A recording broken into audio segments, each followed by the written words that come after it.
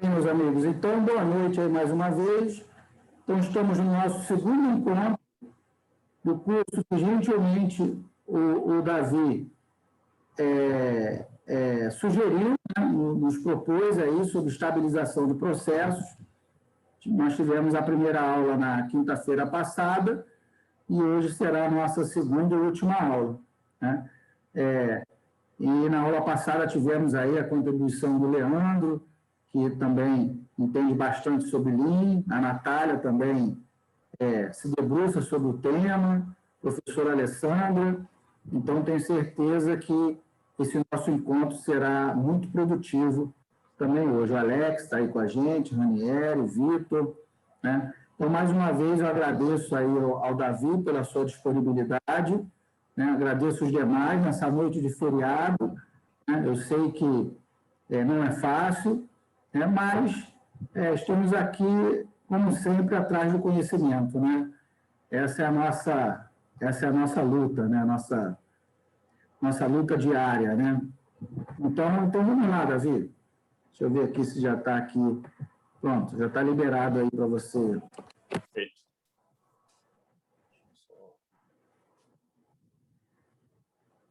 Só confirma aí se está enxergando a tela.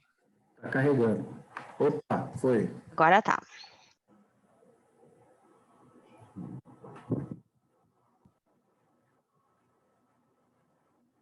Bem, agora eu vou ficar sem olhar aqui, né, o chat. Então, qualquer interferência pode abrir aí o microfone e falar, o professor também pode fazer a intervenção. A dúvida qualquer dúvida, só abre o microfone e pergunta. Perfeito. Bem, nessa segunda etapa, a responsabilidade agora aumentou, né? Depois do comentário, eu achei desnecessário da professora Alessandra, né? Me colocando numa situação extremamente... Agora eu estou numa sinuca e vou ter que corresponder, já que ela deixou de assistir a sua série. Mas eu espero que a gente consiga aí suprir essa ausência da sua série aí. Então, vamos falar um pouquinho... Vim me apoiar, meu amigo, vim me apoiar, estou com você. Obrigado, professora. Isso é importante. Essa interação da gente aqui, a gente brinca assim, mas é muito importante, né? Semana passada, na apresentação do Leandro aí, e ele um pouco nervoso, mas é isso mesmo. Acho que ninguém vem para cá para brincar, né? E ninguém vem para cá também para dizer assim, eu sou o tampa. A gente quer compartilhar, cada um sabe um pouco e a gente vai colaborando aí, vai construindo junto. Acho que o importante é essa rede aqui, né? Isso, você pegou o espírito da coisa. Eu percebi isso e fico muito tranquilo, porque normalmente gera muita apreensão para a gente que vai apresentar, quer passar um conteúdo de qualidade, né? Então, mas isso é normal, isso com o tempo aí a gente vai pulindo mais aí, vai tudo dar certo no final. E aí o que é legal é que aqui nós estamos entre amigos. Para mim, todos vocês são meus amigos. Davi, claro. Eu estou muito tranquilo quanto a isso.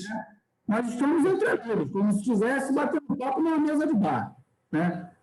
Mas o bom é que quando vocês estiverem numa plateia mais hostil, vocês já estarão desbulinados. Já está treinado. Já estarão desbulinados. Já sabe responder, papapá. Tá, obrigado pela pergunta. Excelente pergunta do colega. Não, papapá, né? Então, quer dizer, a ideia é essa, né? Até isso está sendo bom. É um treinamento de oratória de graça, na prática. Exatamente. E ainda dando continuidade nessa segunda etapa, né, a gente vai tentar ser mais prático e até também para não cansar o público, e para que a gente possa usar o Minitab, né? Espero que vocês tenham baixado. Se não baixou, vai acompanhando aqui, olhando, e tem o mesmo resultado. Então, como é que surge essa parte de capabilidade, né? Como é que Stuart enxergou isso? Ele entendeu que, em determinado ponto no processo produtivo, ele precisava gerar uma matriz de tomada de decisão, né? Eu vou parar a máquina para ajustar, ou eu continuo o processo e gero defeito, retrabalho, fora de especificação. Então, se você observar, esse era o prisma dele. E o que a gente hoje conhece por controle estatístico de processo, inicialmente com Stuart, ele entendeu que aquilo ali era um indicador, um parâmetro econômico, ou seja, financeiro, de custo, né? Por isso que, quando eu atribuí, o professor perguntou uma sugestão, porque quando a gente fala CEP, o nome, não sei se já está tão banalizado que o pessoal faz, é para calcular média, para calcular desvio, e não é. Se você observar, existe um pano de fundo, como o professor ontem explicou muito bem, isso aqui é um meio, né? O fim é eu ser mais efetivo, ser mais eficiente, não perder dinheiro no processo de construção, de manufatura. Essa é a ideia. É você otimizar. Então, quando a gente construiu o título, era mais ou menos essa roupagem. Não é apenas usar estatística por estatística, né? Média, desvio padrão, tal. Isso aí. Que você tocou agora num ponto fundamental. Assim, o brilhantismo do Stewart, que eu acho, né? Esses caras são muito fora da curva, cara. Se você parar para pensar, né? A grande sacada dele foi perceber que quanto maior a variabilidade do processo, quanto mais espalhada a curva normal, mais dinheiro ele perde. Ele precisa estreitar a curva normal, diminuir a variabilidade, né? Quer dizer, Esse é o segredo. esse é o segredo, né? Quer dizer que muita variabilidade significa perder dinheiro. Professor, Como é que isso que o senhor está falando, a mesma visão, Bill Smith, né, quando ele idealizou o que a gente hoje conhece por Seis Sigma, ele entendeu, ele fez uma correlação de que as peças está muito em linha com o que Schwartz pensava, né? As peças que ele começou a fazer um processo de rastreabilidade e ele entendeu que as peças que mais sofriam retrabalhos,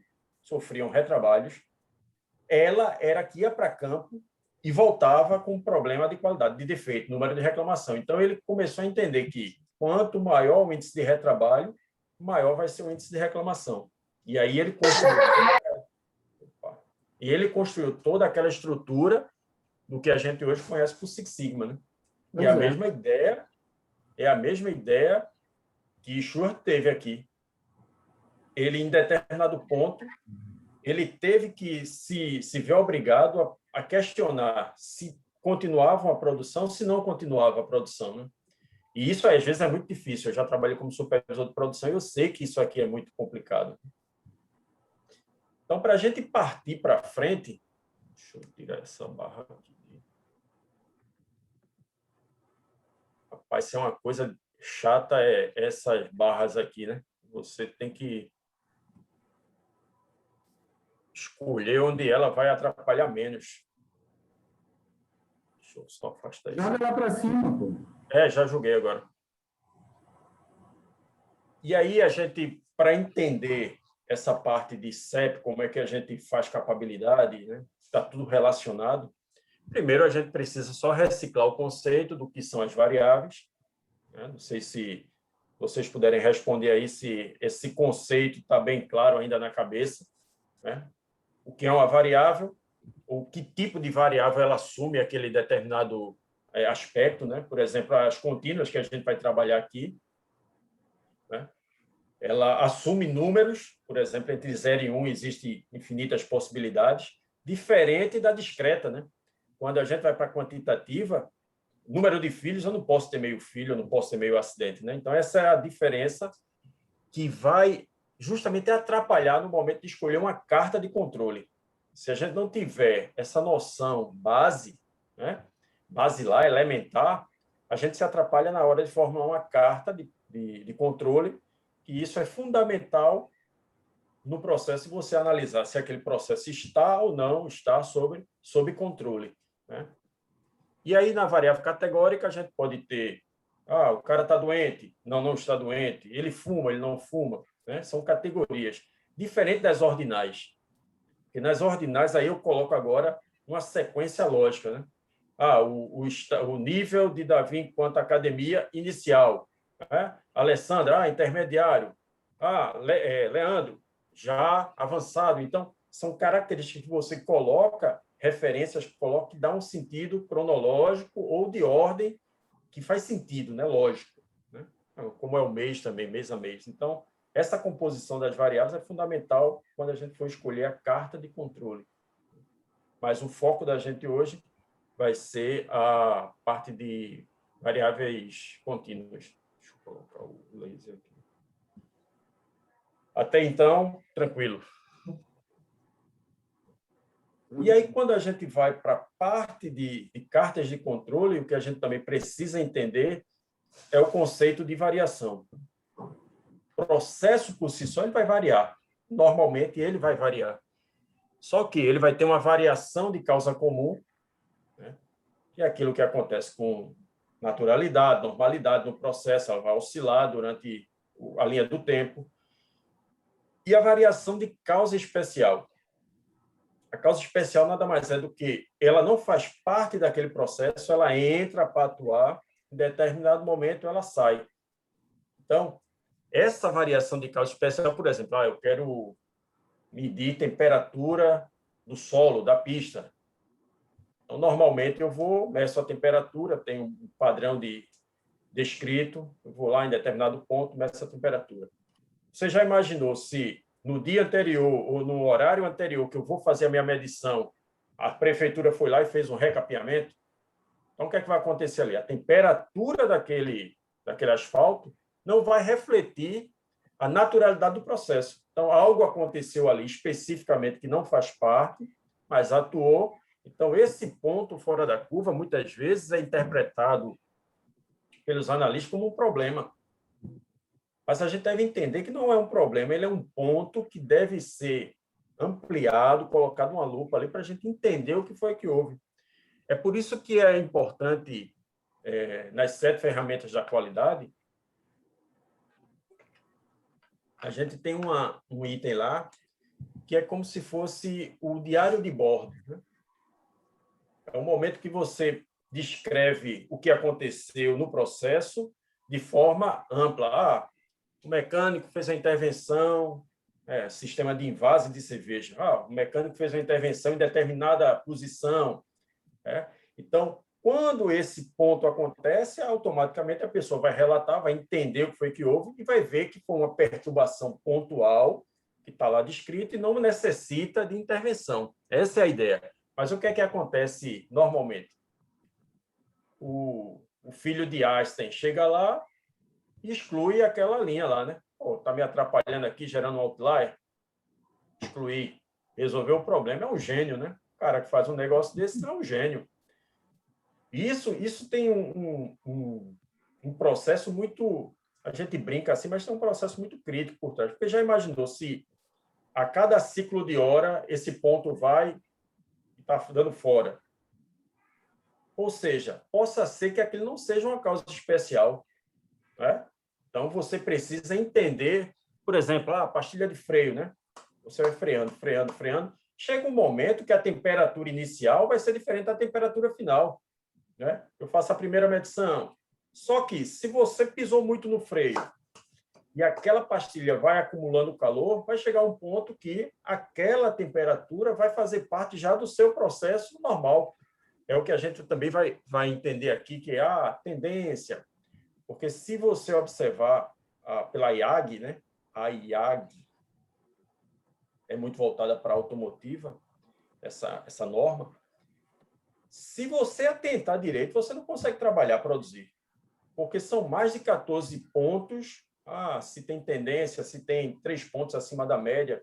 Então, a gente também tem que ter muita maturidade na hora de abordar e analisar uma carta de controle ou de um processo, para entender qual é o processo ideal que a gente consegue também não gerar tanto desperdício, já que a abordagem do nosso tema é esse, né? É uma forma de minimizar custos. E outro ponto também, quando a gente fala de capabilidade, de carta de controle, é necessário entender o que é um subgrupo, né? Subgrupo, ele pode ser entendido... O professor Marcos, ele é um analista do processo e ele vai coletar 5 amostras de garrafa lá da cerveja para medir volume.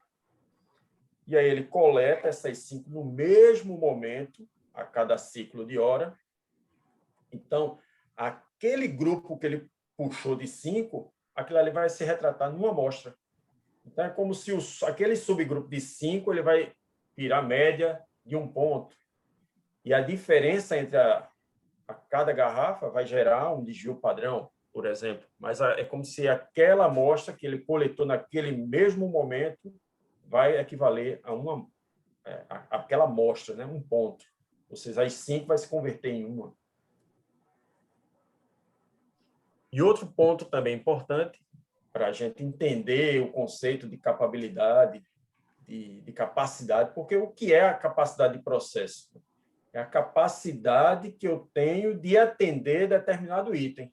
A professora Alessandra quer que o volume do perfume dela seja 200 ml, mais ou menos 0,02, por exemplo, ml. Então, a gente tem que saber o que é exatidão e precisão, né? Vamos para o conceito aqui. Se você observar, no eixo Y, a gente tem a densidade de probabilidade, né? E no eixo X, a gente vai ter a variação do número, né? Aqui é o valor equivalente e aqui é a que número ele vai corresponder. 200 ml, perfeito. Vamos agora descer aqui para as imagens e a gente vai começar a ter noção do que é que a gente está esperando, né? Muitas vezes a pessoa simboliza isso com a garagem e o carro. O meu carro e a garagem. Então, subentende-se que o carro deve ser menor, bem menor do que o espaço da garagem para que ele possa encaixar de forma centralizada, né? É o que a gente vai olhar mais ou menos aqui nessa figura. Nesse caso, a garagem é a especificação do meu cliente. Limite de especificação. Perfeito. Esse nome tem muita importância. Especificação. E o carro é o que eu consigo fazer, é o meu processo. O processo. Então, é justamente aí que a gente lembra que a gente tinha falado na aula passada que era voz do processo e voz do cliente. Voz do cliente é a especificação. Voz do processo é o que está saindo agora aqui no processo. É a minha realidade do que eu estou produzindo, né? Do que eu estou entregando. Essa é a ideia mesmo. E aí, na primeira situação... Da garagem, muito legal. Vou passar para as minhas aulas também. Isso é bem interessante, é o que mais tem também. Eu tenho uma garagem, o carro tem que caber na garagem. O processo tem que caber no que o cliente quer. E quando a gente for falar de CP e CPK, vai ficar muito claro essa história da garagem aí. Mesmo às vezes a garagem grande, você ainda não consegue acertar dentro daquele espaço. Exatamente. Essa é a ideia. Então, na primeira situação, o que é que a gente enxerga aqui? Que a assertividade, ela não existe, né? Ou seja, ora vou entregar volume com 210, ora eu vou entregar volume com 190, ora eu vou entregar 200. Mas só que se a gente observar isso, esse processo aqui ele vai gerar um prejuízo enorme, né? Porque o índice de retrabalho é altíssimo e às vezes não compensa, às vezes é melhor você reestruturar o seu processo, trocar equipamentos, porque o gasto aqui com retrabalho é altíssimo, né? Para você acertar um ponto, demora. E é justamente isso que a capabilidade, a estabilização do processo, ela visa, né? É fazer com que você seja assertivo. Aí vamos para o segundo caso. A gente tem um processo mais ou menos preciso, né? Mas o cara ainda fica titubeando ali. Aí observem a abertura do gráfico, né? O que o professor tinha falado no início. Observe isso aqui, né? Já vai observando a forma. Porque o conceito de exatidão e precisão são distintos. Eu consigo ser preciso, só que eu não acerto o alvo, né? Se você observar aqui, existe uma certa precisão, só que é deslocada, né? O que a gente quer é isso aqui. Então, essa distância aqui, é um índice de capacidade que a gente vai falar mais na frente, né? Aí, observa aqui também. Muito próximo do alvo, né? Ele acerta ali, mas ainda mesmo assim é uma variação um pouco alta. E a saia do gráfico aqui, da base, é aberta, né? Bem maior do que essa aqui, só que essa aqui eu estou deslocada. Aí vamos para o quarto evento, que esse é o objetivo da gente, né? É que a gente seja preciso, que a gente seja exato. Ou seja, eu tenho que acertar naquele alvo lá, que é a especificação do processo. né? Eu quero perfume de 200 mais ou menos quanto? Então, esse range, essa abertura é o que a gente tem para trabalhar. E aí é que a gente tem que encaixar o processo, que é a voz do processo. A voz do cliente eu já tenho, agora eu vou ter que encaixar a voz do processo, que é mais ou menos descrito nessa figura. E aí, só para a gente ter a noção do que é o carro, a garagem, vamos olhar para cá primeiro, para o CP. Vamos, CPK. Às vezes, o que a gente aprende aí na faculdade é o seguinte, ó, se o índice for acima de 133, está bom. Caramba, mas o número por si só é muito difícil de você entender o que é que ele está falando com esse índice de 133. Observe que, quando a gente fala de CPK, a gente está falando de centralização do processo.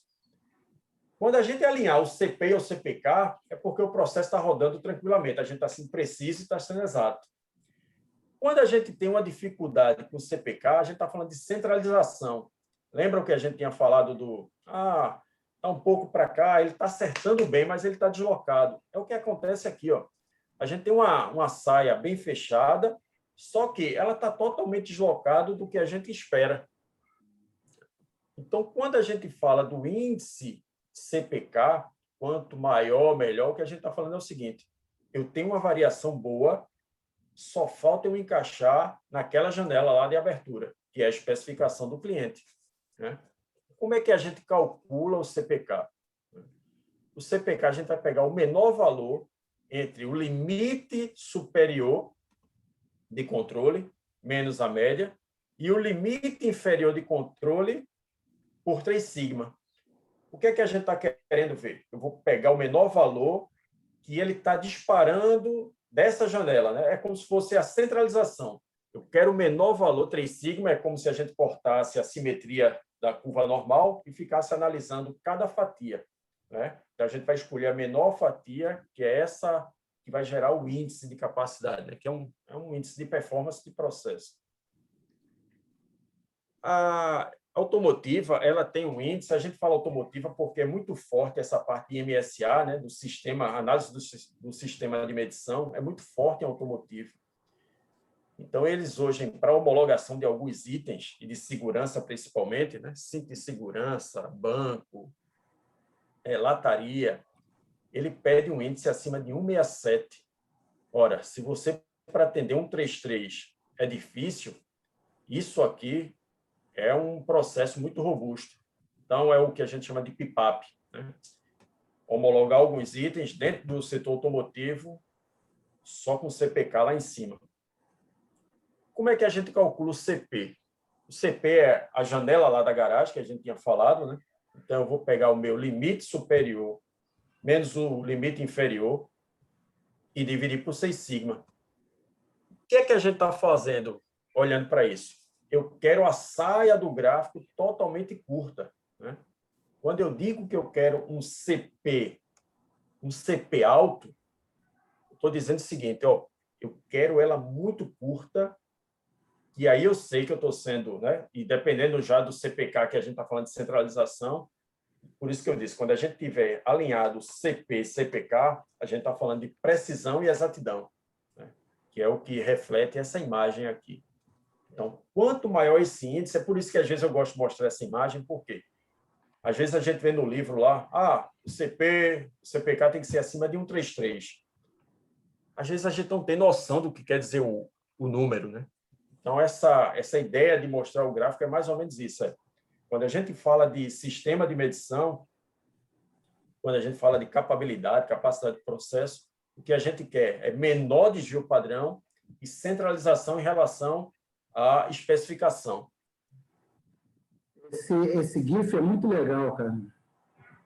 Eu gostei. Isso é para normal, né? Porque, quando a gente estuda os níveis, né? Six Sigma no Green Belt, Black Belt, a gente vai aprender outros tipos de distribuição, mas aqui, como a ideia é uma abordagem prática, a gente vai falar da distribuição normal, mas essa ideia, o conceito é esse. Por isso que o Seis Sigma é voltado para redução de variabilidade. A guerra do Six Sigma é fazer com que eu encontre qual é o meu fator potencial que gera perturbação do processo. Mas você sabe, Davi, uma vez eu orientei um trabalho, uma pesquisa de um aluno que trabalha, acho que não sei se era na 3M, era uma empresa grande, uma multinacional. E aí ele quis aplicar o Six Sigma assim, tinha lá umas mantas acho que de fibra de vidro, se eu não me engano, e algumas delas rasgavam ao longo do processo do vidro, na hora de enrolar, né, ela rasgava. E aí ele aplicou lá o Six Sigma e tal, ficou um bom trabalho até, né, ficou um trabalho bacana.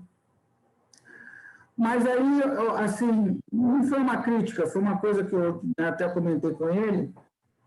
Olha, eu acredito o seguinte, os processos são tão ruins nas empresas que eu vejo, pelo menos os processos que eu conheço, que eu vi até hoje, são tão ruins que você não precisa nem fazer Six Sigma. Se você tiver no 3 Sigma, você já é um campeão, né?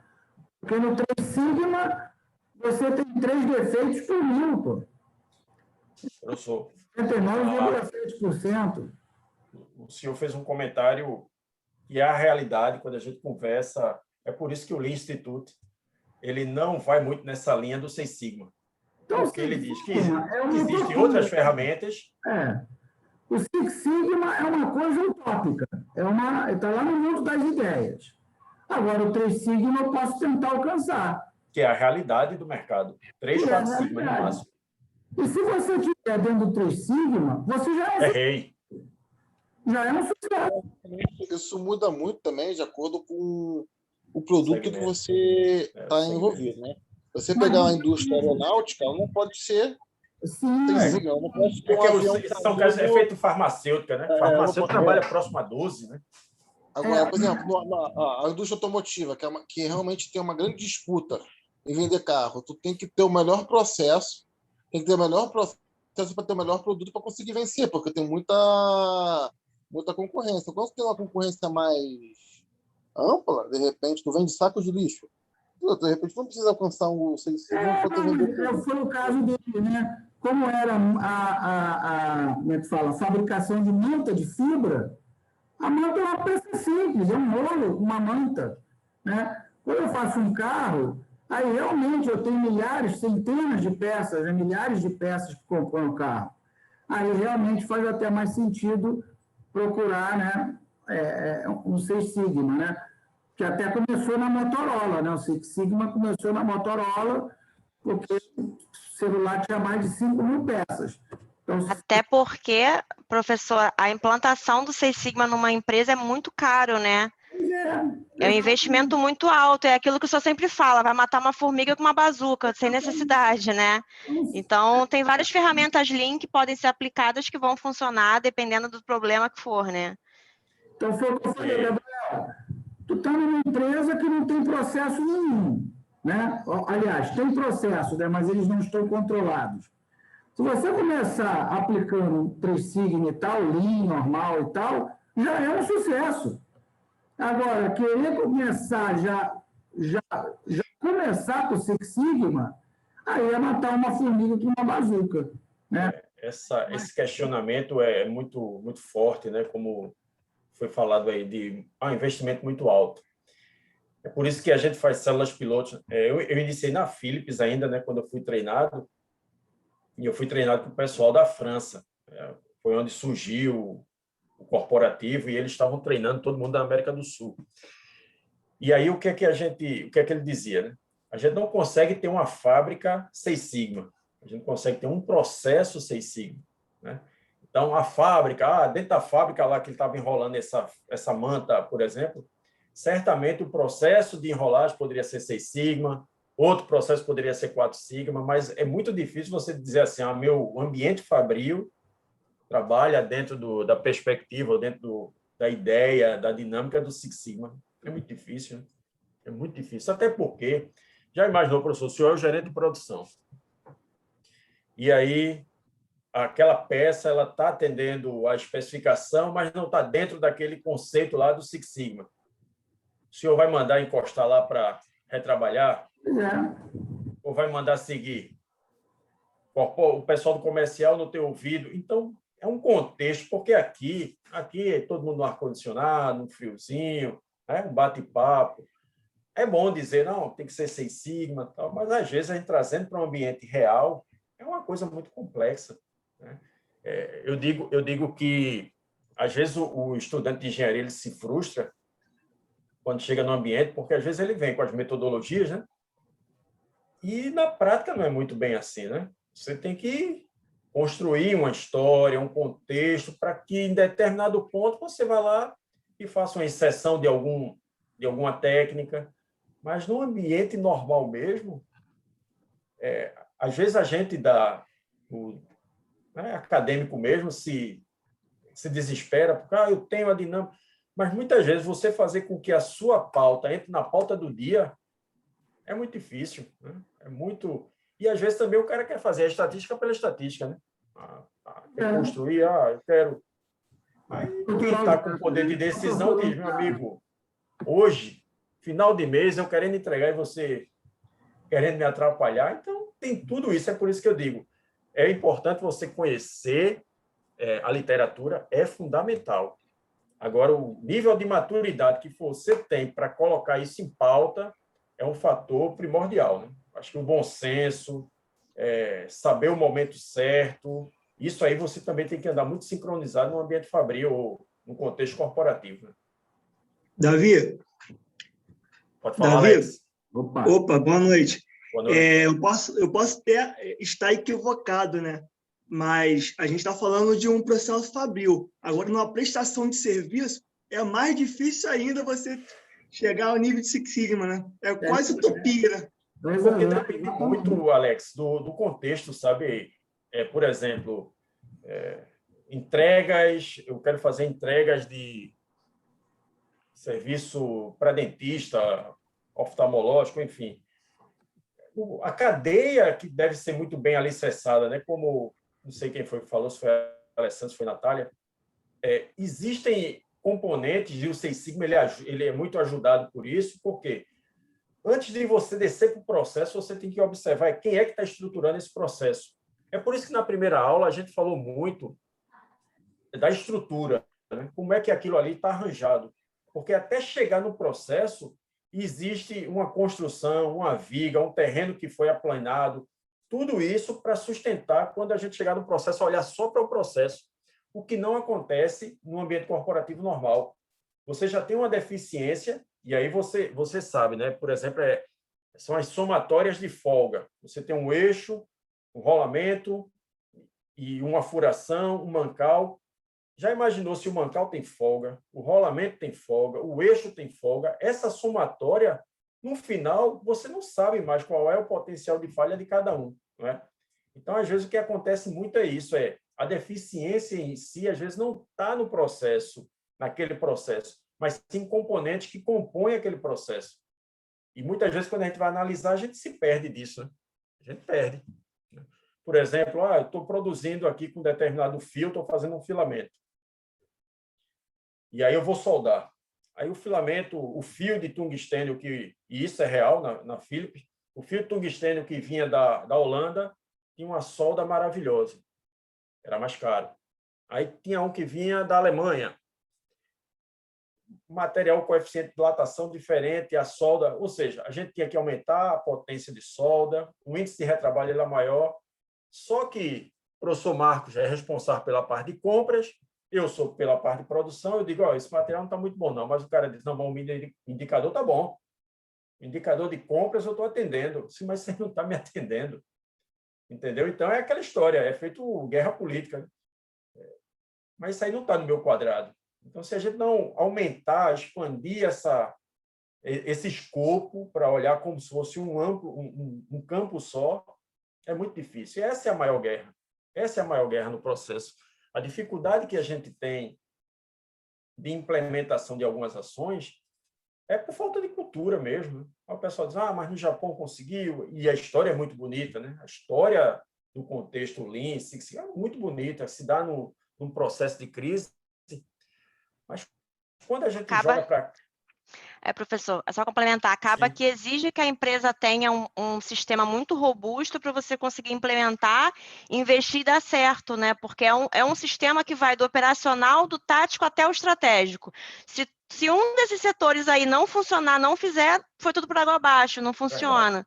Então, tem que ter uma cultura muito forte, tem que ter um sistema muito robusto para que faça acontecer, né? Você falou bem, cultura. Cultura.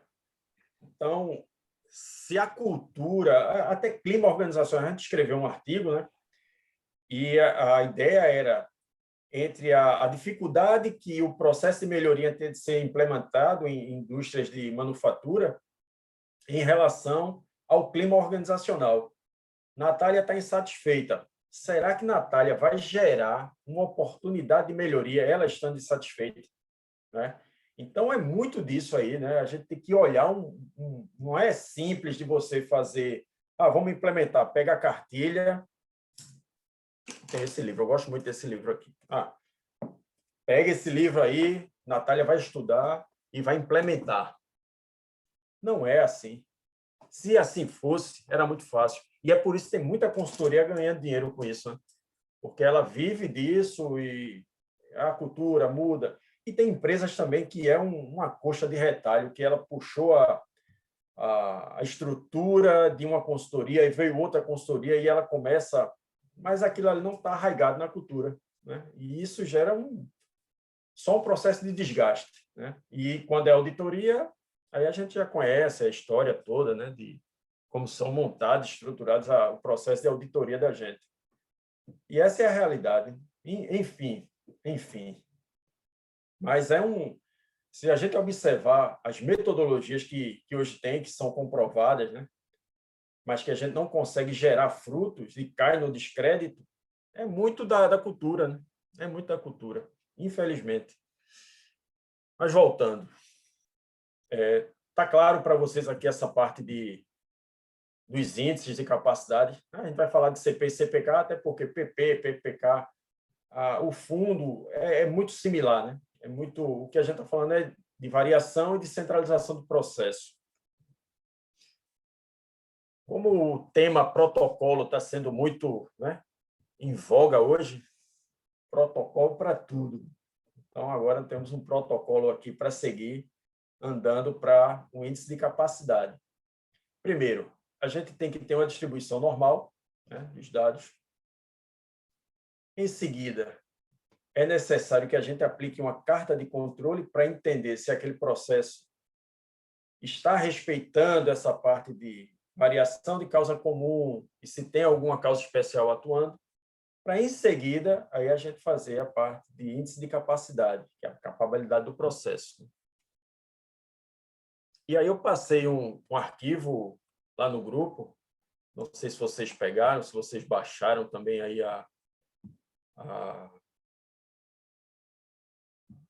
o arquivo e baixaram o Minitab.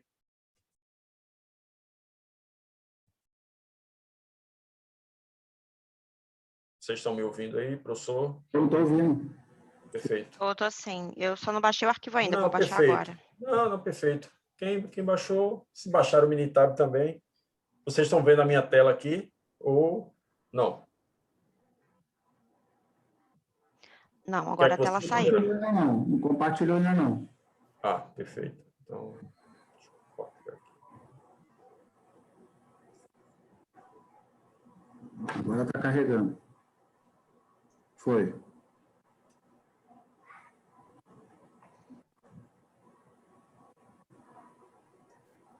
Mas eu vou ter que comprar outro monitor daquele para ficar com as duas telas. Agora eu sei por que o pessoal usa aquilo. Pelo menos para usar com Zoom é complicado. Você tem que ficar jogando. Primeiro que você não enxerga ninguém, você já perde a referência, né, para falar. Isso é horrível. Pois é. Então, eu tenho um artigo aí, Davi, né? Desculpa. Tem um artigo aí sobre isso aí, monitores, né, professor Marcos? Tá saindo aí daqui a pouco. Então já dá um spoiler aí, porque, meu amigo... A seleção aí do monitor maneiro aí. Ou então o Brian aí, ó. já ajudando aí a evolução aí dos processos de projeto. E veio a calhar, né? Veio muito certo, porque esse é o momento, né? Claro. Justamente. Justamente, eu usei até para mim mesmo, né? Qual o monitor eu ia selecionar. Acabou servindo para mim. Obrigado. Vamos lá. Quem baixou aí, quem for acompanhar, eu peguei a planilha. Então, a abertura do Minitab ela é muito similar à do Excel, né? Só que o Excel ele trabalha muito em células, aqui a gente vai trabalhar muito em colunas, né? Mas quem pegou lá do Excel, existe uma forma de abrir arquivo, mas é tão complicado que é muito melhor abrir a planilha lá do Excel, copia e cola, traz para cá, para a base do Minitab. Bem, na coluna, se você observar, a gente tem uma coluna aqui para dados, que são os dados de base contínuos, né? Uma variável tipo contínua. E aqui a gente tem uma descritiva. Se você observar na célula C1, ele diz o seguinte, C1 dados, e não tem um Tzinho aqui, ó. Aqui tem um Tzinho porque ele está dizendo o seguinte, ó, fique esperto, porque essa coluna aqui é de texto. Lógico, se eu quiser fazer alguma estatística aqui, eu não vou conseguir, né? É uma base de texto.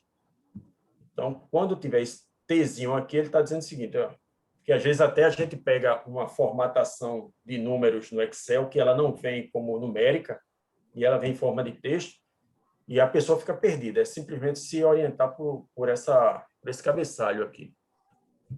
Então, a primeira parte, a gente precisa saber se essa base de dados aqui, ela responde a uma distribuição normal, né?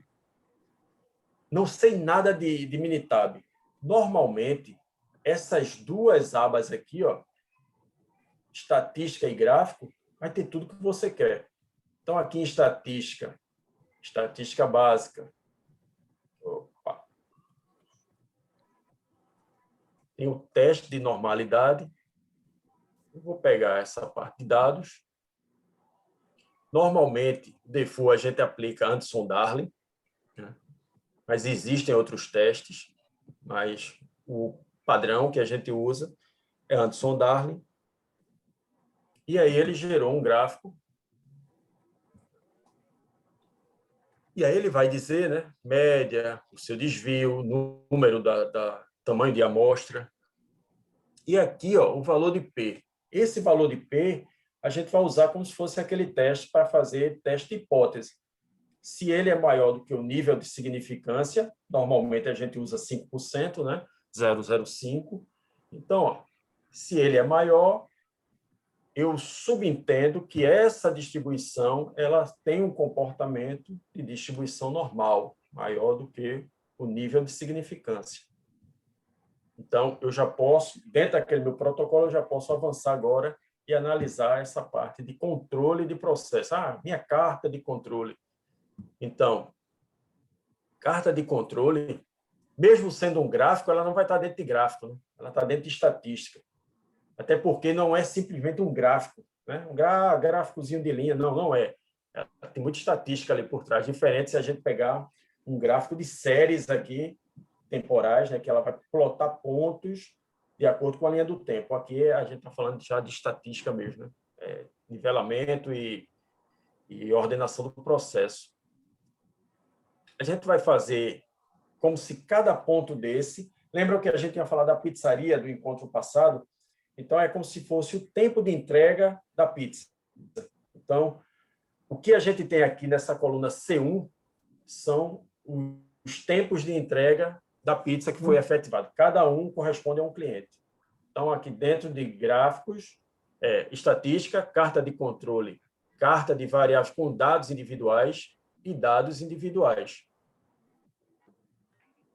Pessoal, se tiver rápido também, aí dá um toque aí, viu?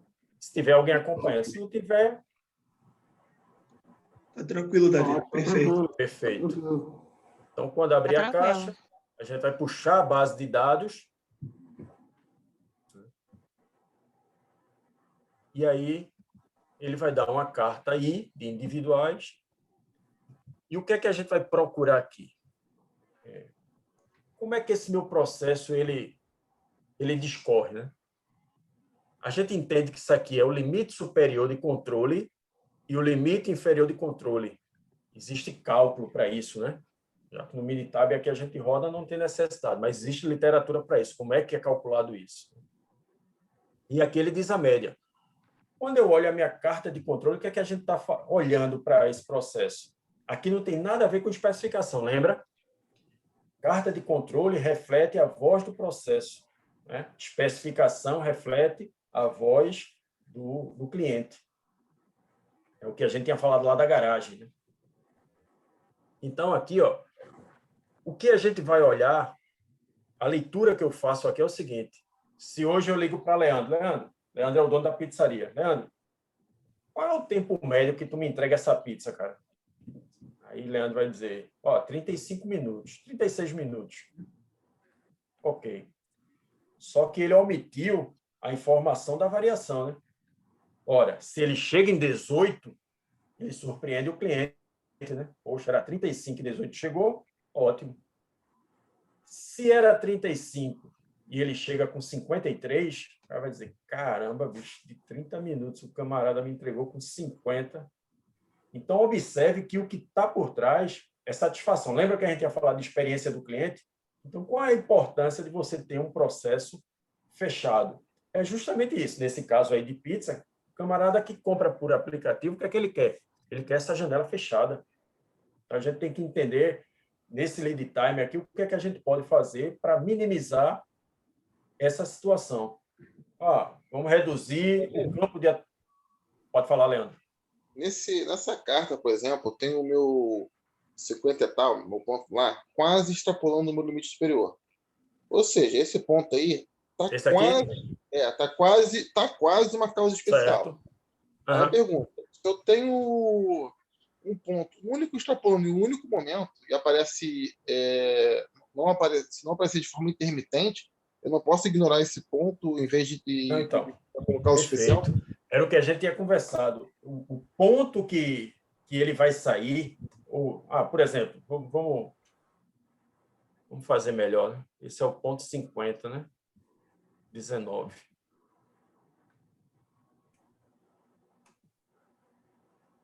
Vou colocar 56.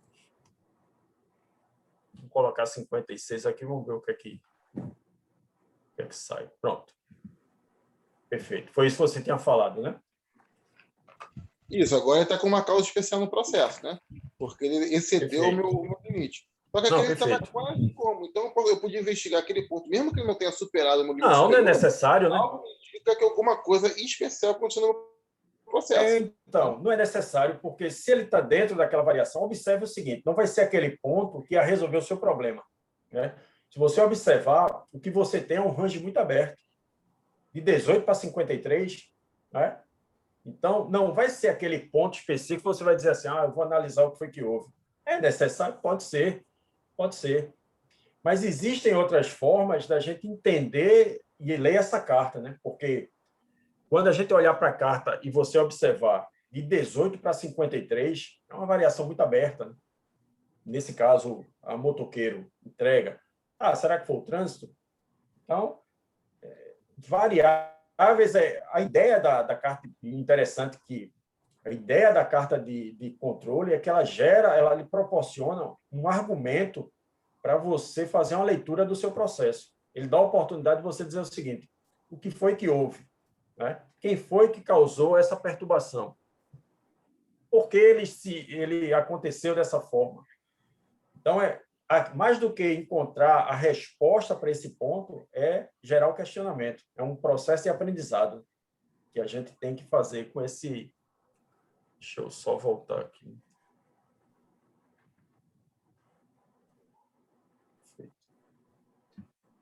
Algo mais aqui, pessoal? A gente pode seguir? Pode seguir. Perfeito. Então, agora, visto que dentro do protocolo lá, não é o protocolo da OMS, é um protocolo mais sério, né? É um protocolo sério. A gente viu que ele atende já à normalidade e que ele é um processo sob controle. Agora a gente vai entender se ele é capaz ou não, né? Então, dentro de STAT, ferramentas da qualidade, análise de capacidade normal. A gente vai pegar a base de dados, o tamanho do subgrupo é o status, né, que é cada leitura corresponde a uma leitura. Limite inferior a gente não tem, limite superior, 30 minutos. Né? A gente tem até 30 minutos para entregar. Não vai existir aqui inferior, diferente, por exemplo, do frasco de perfume de Alessandra, que a gente teria, ele vai de 198, por exemplo, a 202 ml. Nesse caso aqui, a gente quer entregas menor do que 30 minutos. A gente só coloca o limitador na barra superior.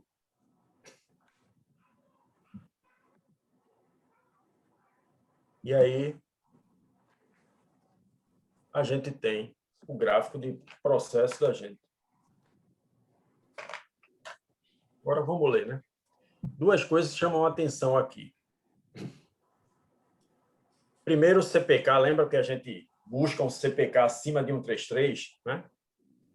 O que é que a gente vai relacionar do CPK? Mais importante que olhar CP, CPK, porque às vezes é um índice solto, né, que você não consegue relacionar, você pode vir para cá. Qual a taxa de falha que o meu processo gera? Então, é isso que a gente tem que fazer. E aí, quando ele fala global, dentro, o que ele está falando é o seguinte, lembra que a gente tinha falado do subgrupo? Quando ele fala global, ele vai pegar tudo que é subgrupo, vai entender que é uma amostra só. Mas se tivesse subgrupos aí, ele ia pegar e ia dizer o seguinte, a performance do processo com os subgrupos é dessa forma, mas quando ele está todo mundo reunido, global, ela fica dessa forma. Nesse caso que a gente tem 1 para 1, ela sobrepõe aqui. Mas a ideia é que a gente analise o índice de taxa de falha, já que o que a gente espera é que o índice de 30 minutos, né, de entrega, tudo que tiver para frente seria prejuízo para a gente, taxa fora, né? Então, o que é que a gente vai olhar aqui? Para a gente ter uma noção mais real, se possível, se vocês tiverem uma calculadora aí, puder fazer, pega essa taxa de falha aqui, observado, 84, tarará, tarará, e divide por 10 a sexta, né? Se eu tenho ppm, quero para percentual, ppm para percentual, a gente divide por 10 a sexta. Quem puder fazer aí, pega aí, 84, 840 mil, né? Por 10 a sexta.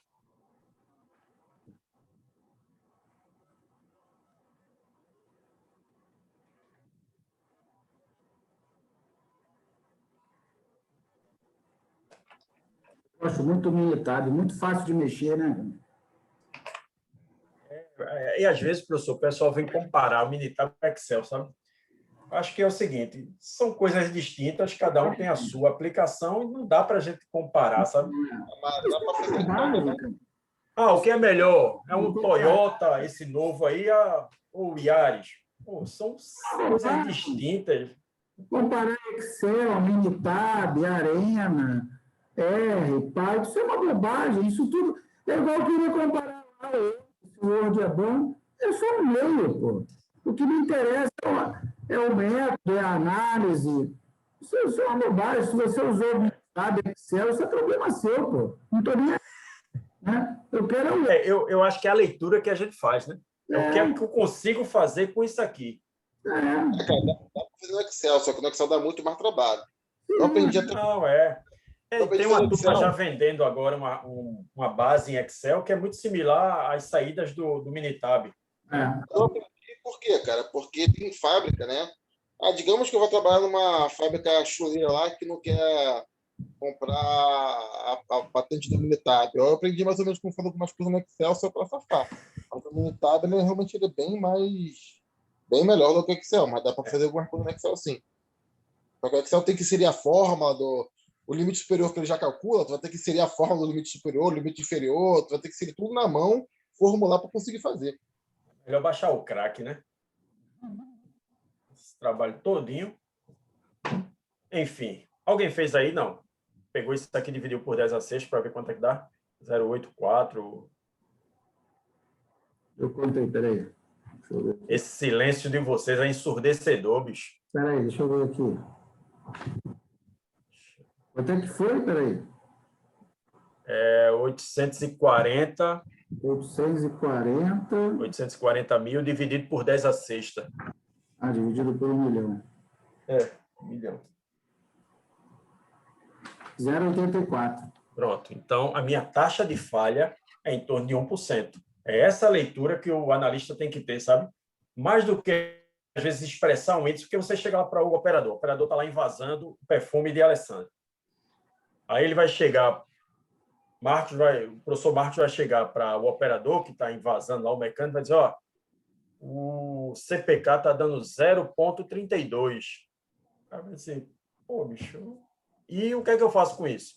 Então, essa forma de passar informação que a gente pode dizer o seguinte, ó, eu tenho um desvio padrão de 5, ou seja, você dá uma relação, uma noção do que está acontecendo, ó, está invasando a mais, a gente está perdendo dinheiro, a taxa de falha é de 1%. Então, é esse tipo de informação que a gente tem que gerar, agregando valor para o cara tomar uma decisão lá na frente. Porque tudo que a gente está fazendo aqui não é para ficar bonito, colocar no PowerPoint, é para que alguém tome uma decisão. Então, eu posso muito bem dizer, ó, o desvio padrão está muito alto, né?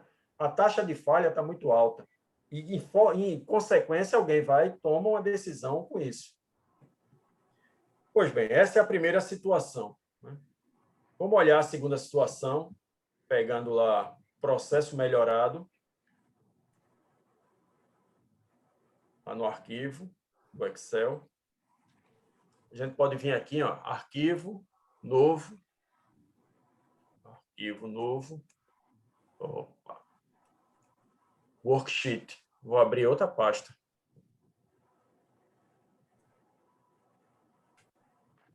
E aí a gente vai fazer a mesma coisa, né? Aplicar o protocolo sério, estatística básica, teste de normalidade. Vou pegar dados, deixo na base de Anderson Darling, e é maior do que 0,05, a gente não descarta a hipótese nula, ou seja, existe uma distribuição normal. Estatística, agora a gente vai verificar se o processo é capaz, né? Se existe algum ponto perturbando lá o ambiente. Carta de controle, individual, dados.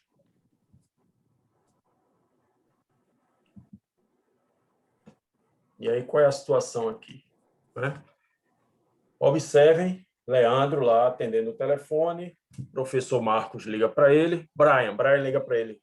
Pô, bacana, qual é o tempo previsto de entrega? Aí Leandro vai dizer, 35 minutos. Ok. E aí Brian já conhece o contexto e diz, mais ou menos quanto? Aí Leandro vai dizer, opa, ó, entre 32 e 37, até 40 minutos lá eu te entrego isso aí. Ou seja, observem que a gente já estreitou muito esse range, né? No outro a gente tinha 50, de 18 a 50, né? Agora a gente já parte aí de 32 para 37, né? Natália foi lá no processo, fez uma melhoria e aí entregou essa situação. Perfeito. Aí Leandro pode, mais uma vez, questionar. Pô, bicho, mas por que está acontecendo disso aqui? Né? Porque os dados estão tão abaixo aí. Sei lá, será que não foi um domingo? O trânsito estava abaixo? Então, são pontos que a gente deve olhar e analisar a cadeia. Essa é a ideia quando a gente faz análise de processo, né? É encontrar, não a resposta, mas criar possibilidades de entender o contexto do processo. Né? Visto isso, agora a gente vai para ferramentas, né? Que a gente viu já que está normal, sob controle. Agora a gente vai fazer o cálculo de capacidade. Normal, vou buscar os dados. status, né? Porque cada dado relacionado é um ponto medido, os mesmos 30 minutos. E aí, agora a gente já tem uma situação que você vai dizer o seguinte, opa, meu CPK é -2, perfeito. Não vamos olhar agora para essa parte de CPK, vamos olhar a distribuição, uma distribuiçãozinha regular, todas estão à frente, né, do índice de 30 minutos, mas vamos olhar para cá. Eu já sei que meu desvio padrão reduziu, ou seja, índice de variabilidade já menor. E agora, como é que está meu índice de ppm, né? O quanto a gente está gerando como se fosse de falha. A gente pulou de 840, foi para 100. O senhor pode fazer aí, professor? Quanto é que é? Peraí. É 1 milhão. É 1 milhão. 2, 4, 6. É 1 milhão. 1 milhão por 1, vai dar 1%. Pois bem, a gente pode dizer o seguinte, qual é a leitura que a gente pode fazer? Aumentou minha taxa de falha, perfeito. Mas a gente pode observar que o índice de variabilidade já foi reduzido. A gente já deu um passo. Lembram lá de precisão, se ele foi assertivo ou não? Então, é esse conceito. A ideia de cada processo que a gente possa analisar o contexto não é só olhar para um número, para um índice.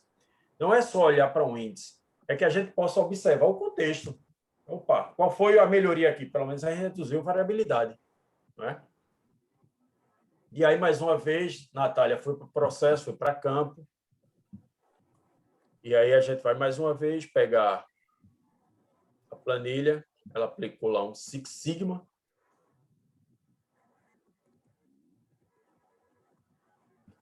Mais uma vez, a gente abre uma nova pasta aqui, um worksheet.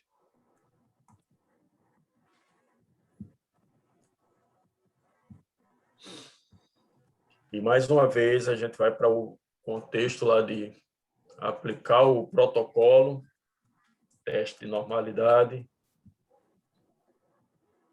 dados 3, Anderson Darling, o valor de P maior do que o nível de significância, que é de 0,05 ou 5%. Né? Agora a gente pode avançar e ir para a carta de controle, individual, dados individuais.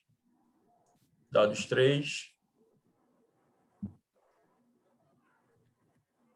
O que é que a gente tem aqui agora? Leandro, mais uma vez. Caramba, será que esse ponto aqui vai estragar o meu projeto? Né? O que é que aconteceu aqui? Vamos lá, observar. O que é que a gente está tratando aqui? O processo está falando sobre o quê?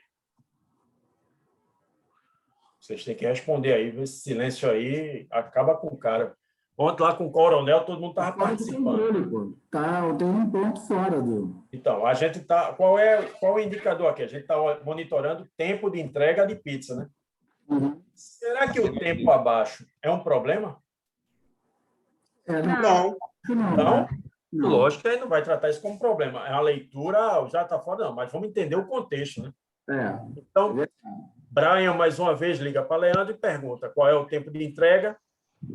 Leandro diz que é de 29 minutos e que pode entregar até 28 minutos. É entre 28 e 29. Professor, eu enxergo falar, o tempo Natália. abaixo. Nesse tipo de problema, por exemplo, eu enxergo o tempo abaixo como um problema se você tiver uma certa constância de entrega abaixo e no dia que você entregar com tempo acima, o cliente reclamar. Ele vai entender que o teu padrão é aquele tempo mais baixo e quando você ainda estiver na tua margem, mas ele não sabe disso, ele não entende o teu processo, ele vai achar que, então tá com algum problema, tá ruim agora. Ótima observação. Mas observe, pelo menos nesse contexto, nesse exemplo, que a taxa de variabilidade da gente é muito pequena, né? Sim, sim. A gente está falando aí de 1 minuto, né? Sabe um exemplo, certamente já aconteceu com vocês, aí Natália liga para o call center, não vou falar o nome da empresa não, porque a gente já tinha danificado, quase que derruba a live do professor aí. Aí liga para uma operadora de internet. e aí diz, ó, estou sem internet. Tá bom, vou abrir um chamado.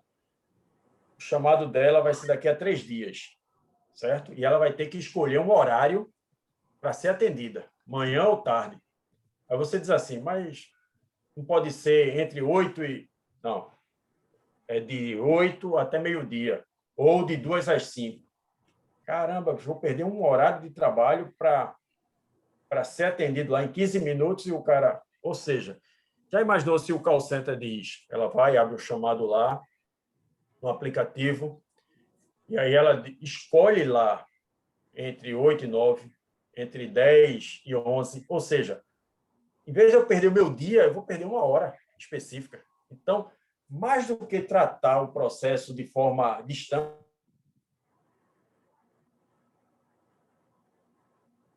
estou deixando de perder tempo. Então, nesse caso aqui, que a gente olha o contexto, perfeito, o cliente pode até fazer essa leitura. Opa, minha internet deu uma balançada aqui. Vocês estão me ouvindo ou não? Já Sim, voltou, sim. voltou. Ah, perfeito. Voltou.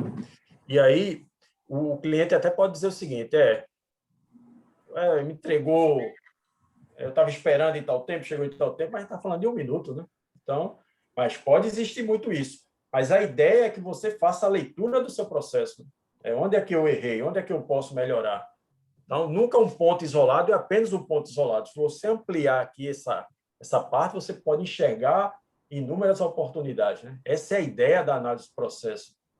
A parte de medição e de definição é bom por causa disso, porque você começa a investigar o processo de investigação, e quando chega no final é só uma contação de história, né? Eu gosto muito de associar, de fazer analogia com um filme policial. Ele vai contando uma história e vai dando evidências e pontos que você vai montando com a sua parte cognitiva, você vai montando e construindo aquela história que você vai começar a deduzir. Vai chegar um ponto que a professora Natália vai dizer, será que não foi isso? Então, são esses insights que ajudam o processo de construção de melhoria, né? Nunca é nada isolado, é sempre um contexto. Então, perfeito. Aplicamos o protocolo sério, não é o da OMS. A gente viu que é normal, já viu que o processo está sob controle, não vai ser esse ponto aí que vai... Mas ele está sob controle e agora a gente vai ver se ele é capaz, né? Ferramentas da qualidade, análise de capacidade, normal. Dados 3, status 3, 30 minutos. E aí a gente já vê agora o CPK, né? Aumentando, a base de dados, uma boa distribuição, desvio padrão 0,3, taxa de falha, a gente já vê que reduz, né? Porque o que é que está acontecendo aqui? Eu digo que a minha previsão, o meu limite máximo é de 30 minutos. Só que eu tenho um processo totalmente recuado. Então, ele é uniforme, baixa variação, então tem um pouco de margem aí próximo da especificação. Então, quando a gente vai fazer a leitura do processo de capacidade, o que a gente deve observar é o seguinte, qual é a minha variabilidade, qual é a minha taxa de falha gerada, né? E, a título de curiosidade, o meu processo aqui é 3 sigma. Né? Zebent aqui, 3 sigma. Mas é um processo, como o professor disse, já atende. Porque muitas vezes também vamos observar o seguinte, eu vou aumentar minha frota de motoqueiro, Isso é investimento. Será que a pizza vai sair com um custo de produção acessível à minha margem de lucro para eu gerar ainda margem para o meu negócio? Então, essa composição que a gente que o cenário ideal é o seguinte, antes do professor pedir, eu já tenho uma pizza ali, o mundo de verdade não é assim, né? Não, Davi. Tudo bem, é verdade, assim, na filosofia japonesa, qualidade é inversamente proporcional à variabilidade. Ok.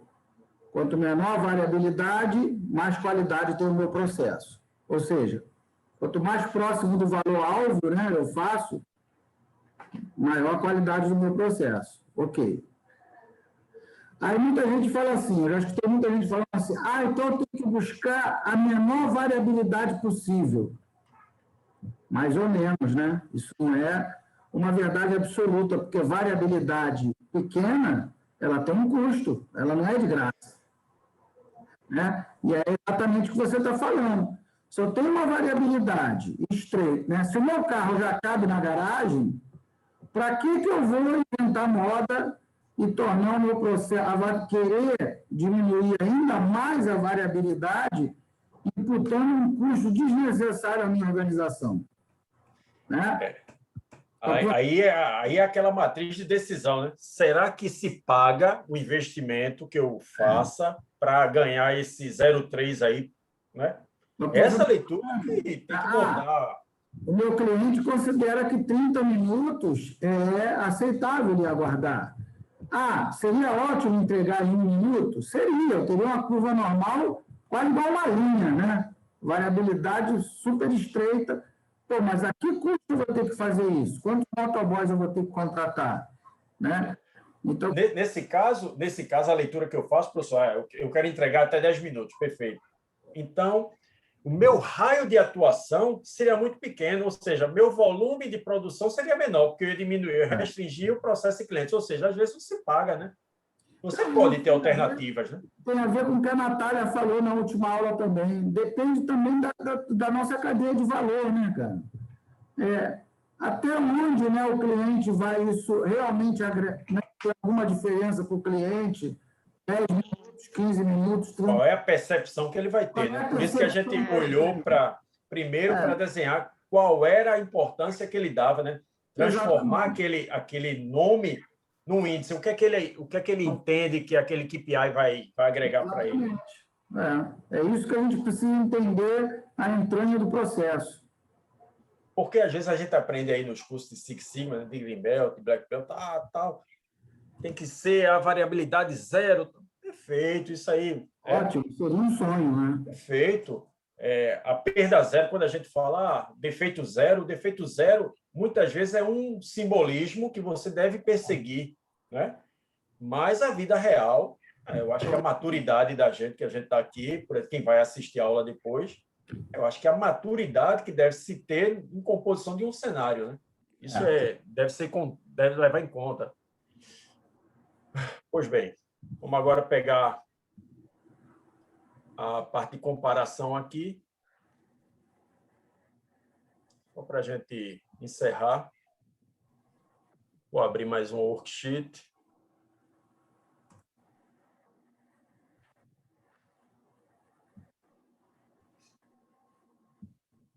Eu queria mostrar a vocês aqui na linha do tempo, por exemplo, uma carta de controle com toda essa construção que a gente fez, né? Dados individuais, dados, escala. Nessa parte de estampa aqui, ó, eu vou agora puxar o status e vocês vão entender o que é que eu quero. Aqui eu vou olhar todo passo que a gente viu, né? Saiu construindo. E aqui no eixo X, aí eu coloquei aquele status das plantas que a gente enumerou, né? O processo atual, depois dá uma melhorada, enfim. Como é que a gente agora observa isso aqui? Eu considerei os limites, é o que menos importa aqui. O que eu queria mostrar é o seguinte, que cada etapa ela pode ir se moldando em função do que você vai fazendo, né? E você vai reduzindo a variabilidade, você vai fazendo uma leitura do processo. E é interessante essa construção porque você consegue, muitas vezes, no final, olhar o que foi o impacto da sua ação, né? A Natália foi lá e construiu, mudou a caixa, trocou o motoboy, e aí foi criando esse rastro. Aqui na parte do assistente tem uma coisa interessante. Deixa eu ver a análise gráfica. Fazer o box plot. Não vou fazer um box plot, não. Deixa eu...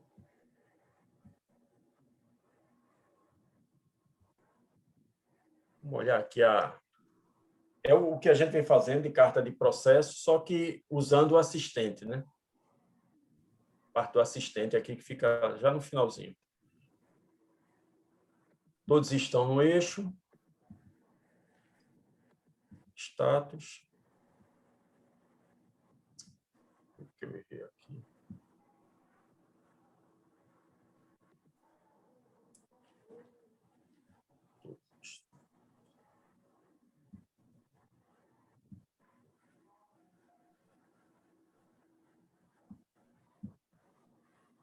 Está indo. Eixo X, dados.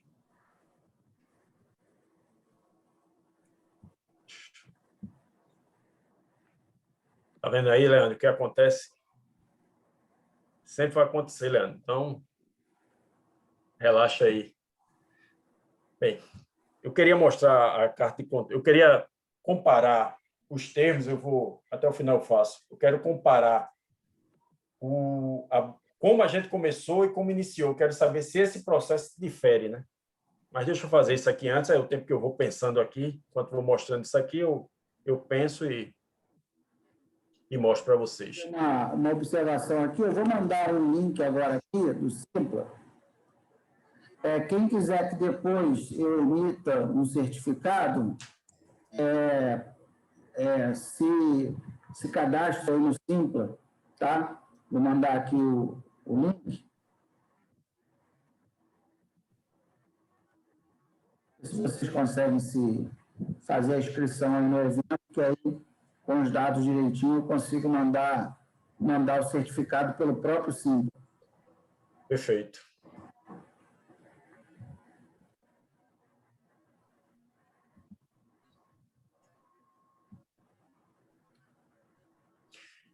Bem, quando a gente mistura tudo, né, e mesmo assim eu quero saber se o meu processo é capaz de entregar 30 minutos, olha o que é que ele vai dizer aqui. Ó. Primeiro que a taxa de falha ela sobe novamente, né, porque eu estou misturando tudo, desconsiderando agora cada subgrupo daquele. Né? Mas quando a gente olha para cá, o quão o meu processo é capaz. E aí ele me joga totalmente para o processo seguinte. Ó, tua falha para o superior, para o inferior, é muito alto, é muito baixa. Tu produz muito mais do que 30 minutos, né, do que para baixo de 30 minutos. Essa ideia de você olhar o processo, e agora eu vou tentar fazer novamente ali a diferença entre cada grupo desse. Tem como cortar aí não, né, professor? A gravação não? Tempo. Se cortar agora, dá uma pausa aí para não ficar feio aí, como foi a preocupação do Leandro. Vou tentar aqui novamente fazer a comparação, mas eu posso usar outro. Eu quero comparar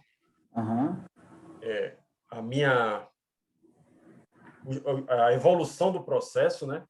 Os tempos, intervalo de confiança, dados, e aqui status. Vamos ver se ele vai assim.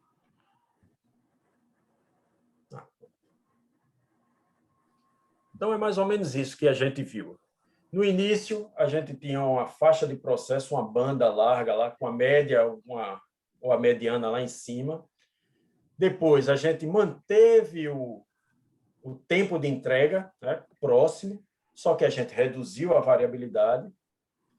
E depois, lá com aquele projeto lá de Natália, que ela deu uma melhorada no processo, a gente reduziu a variabilidade e a gente desceu a média, o tempo de entrega. Né? Então, se a gente fosse fechar aqui o trabalho da gente, a gente poderia fazer essa construção, entendendo que, se ela está compreendida dentro dos intervalos de confiança, a gente subentende que não existe diferença entre os processos. Diferentemente, quando a gente olha para esse terceiro evento aqui, que ele está totalmente distante dos outros dois. Professor, da minha parte era isso aí. Queria passar. Acho que está terminando um tempo bom aí também para dar tempo do pessoal assistir a série aí. Mas aí eu fico disponível aí para a gente conversar. Ela está lá ansiosa para assistir a série dela, pô. Vamos deixar ela em paz, cara. Vai dar tempo, vai dar tempo. 6 da tarde aqui com a gente, pô. Desde 6 horas. assistiu a live toda da Lana e depois já engrenou na sua. Pô.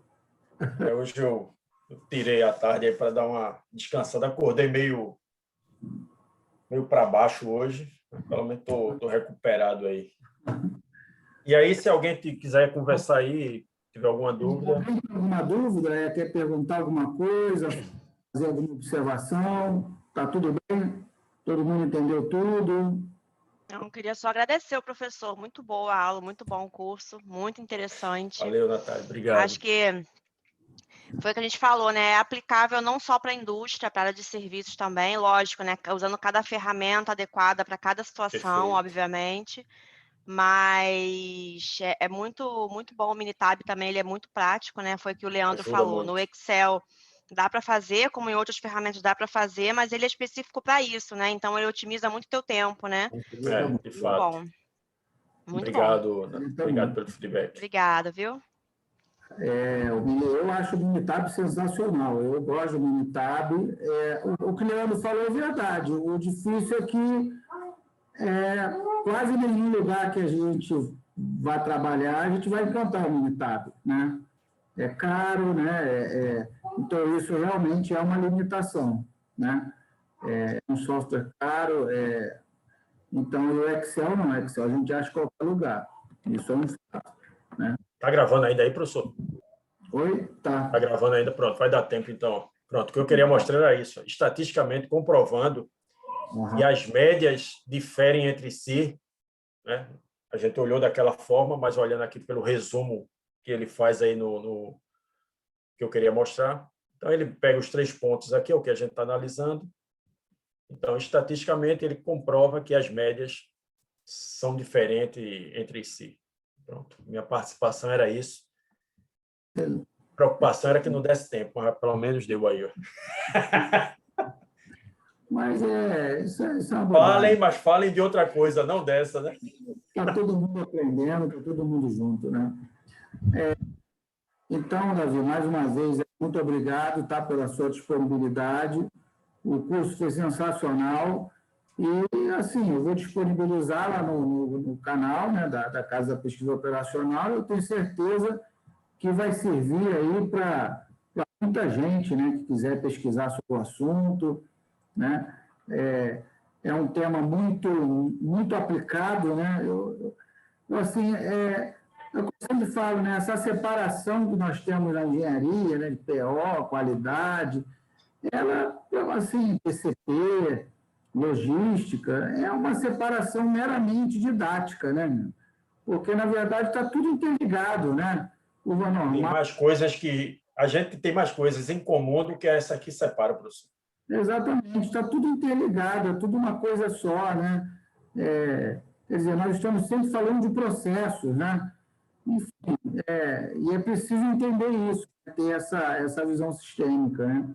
Acho que Isso, o processo e da otimização do processo, né, professor? E aí a PO é a ferramenta de otimização desse processo, como o Davi mostrou aí, juntando com a estatística, e está tudo junto. Exatamente. Eu acho que o leque de opções que a gente possa ter, né? Para mim, ter encontrado esse grupo, eu já disse ao professor, conversando individualmente com ele, foi muito bom para mim, porque às vezes você usa a PO, né? Você pegou o ranço da PO porque o cara disse que era para usar o Simplex lá, e enfim. Exatamente. Só que quando você olha o contexto, você diz, caramba, eu uso isso e não sabia. Então, não sabia que tinha o nome de PO. Né? Pois é. Só agora colocou a perfumaria, né? Então, mas é isso. Eu acho que a quantidade de elementos que você possa ter de conhecimento vai facilitar na sua análise, né? Você fica muito mais maduro e um ponto de vista diferente, às vezes só do acadêmico, do que a literatura fala, né? Então, quando você consegue conciliar a literatura e a sua maturidade no dia a dia da experiência, eu acho que muda muito a sua abordagem, a forma como você coloca as coisas, como coloca as coisas. Então, é isso. Eu agradeço muito, professor, pela confiança de falar aqui com o seu público, que agora eu passo a pertencer, eu já posso ser até expulso, mas eu não tenho vergonha na cara, eu vou ficar por aqui mesmo. Então, mas eu agradeço muito aí a amizade aí, a confiança de poder falar com o seu público, é uma responsabilidade muito grande, porque a gente vê o nível das pessoas que participam, né, dos grupos, então um nível altíssimo.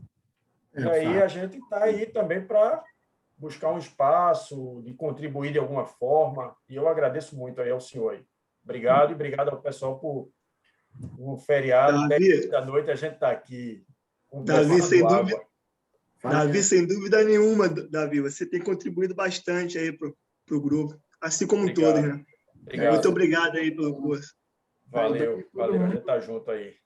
Todo mundo aí poder contribuir um pouquinho, né? A ideia é justamente essa, tá? Então, mais uma vez aí, obrigado a todos pela presença e obrigado ao Davi, que durante 2 noites inteiras aí nos abrilhantou aí a nossa noite oferecendo esse conteúdo aí de altíssimo padrão, tá? Muito obrigado aí, Davi. Obrigado, professor. Deus, boa noite e Boa noite, pessoal. Boa noite, galera. Tchau. Boa noite a todos aí. Obrigado, Davi. Tchau, tchau. Obrigada. Boa noite, gente.